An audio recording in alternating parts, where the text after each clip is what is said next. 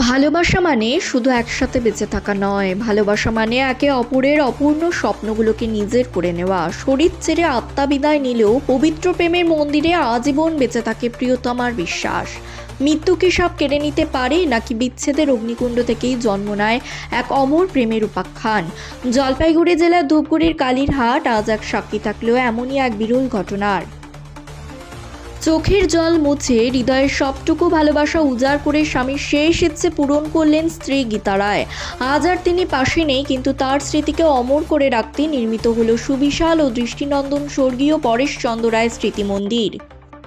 সময়টা ছিল 2022 সাল। দুরারোগ্য ব্যাধিতে আক্রান্ত হয়ে যখন জীবনের শেষ দিনগুলো গুনছিলেন ধূপগুড়ির বড়কালী মন্দির সংলগ্ন এলাকার বাসিন্দা পরেশচন্দ্র রায়, তখন তার একটি অপূর্ণ স্বাদ ছিল একটি স্মৃতি মন্দির নির্মাণ। সেই স্বপ্ন বুকে নিয়েই তিনি পরলোক গমন করেন, কিন্তু পরেশবাবু হয়তো জানতেন তার এই অসম্পূর্ণ কাজ পূর্ণ করার দায়িত্ব নেবেন তার সহধর্মিণী। স্বামী নেই, সংসারও নিঃসন্তান, এমন শূন্যতার মাঝে দাঁড়িয়েও গীতা রায় বেছে নিলেন ধর্মের পথ। শুধু এই স্মৃতি মন্দিরই নয়, গীতা রায়ের জনহিতকার কাজের তালিকা বেশ দীর্ঘ। এর আগেও তিনি কালীরহাট বড়কালী মন্দির কমিটিকে ভূমি দান করেছেন, নির্মাণ করেছেন শৌচালয়, এমনকি শিশুদের জন্য অঙ্গনারী সেন্টার গড়তে জমিও দান করেছেন তিনি। দীর্ঘ কয়েক মাস ধরে তিল তিল করে গড়ে তুলেছেন এই নবনির্মিত মন্দিরটি। গত কয়েকদিন আগেই শেষ হয়েছে নির্মাণ কাজ। আজ বর্ণাঢ্য জলবরণ আর নাম সংকীর্তনের সুরের মূর্ছনায় ফিতে কেটে এই মন্দিরের উদ্বোধন করলেন গীতা দেবী। স্বামীর ছবিতে মাল্যদান করার সময় চোখ ভিজে আসছিল তার। ধরা গলায় তিনি শুধু বললেন, স্বামীর শেষ ইচ্ছেটা পূরণ করলাম, আর কোনো চাওয়া নেই আমার। আগামী 3 দিন ধরে এখানে চলবে মহানাম যজ্ঞ।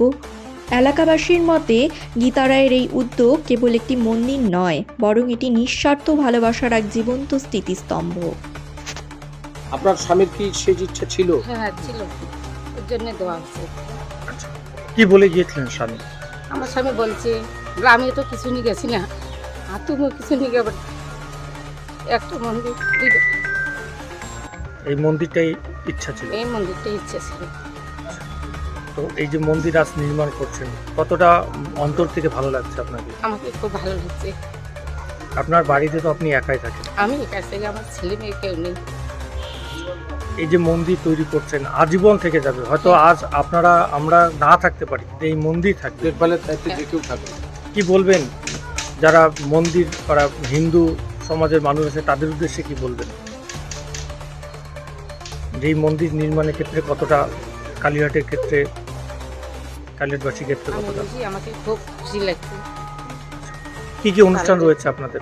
আমাদের আজকে জলবরণ, তারপরে হবে মন্দির উদ্বোধন হবে, তারপরে বিকেলবেলায় যে হবে অধিবাস হবে, তারপরে কীর্তন শুরু হবে। কদিন অনুষ্ঠান? আজ 3 দিন।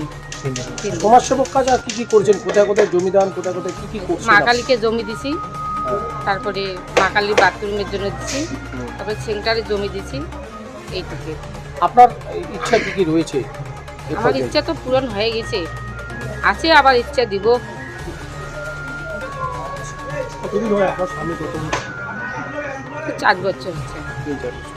তিনি কি কোনো অসুখে পরলোক গমন করেন নাকি? হ্যাঁ, অসুখে ছিল, তবুও হঠাৎ করে মারা গেল। এমনই গুরুত্বপূর্ণ রাজনৈতিক ও প্রশাসনিক খবর সবার আগে পেতে সংগ্রাম নিউজ চ্যানেলকে লাইক করুন, ফলো করুন এবং সাবস্ক্রাইব করতে ভুলবেন না।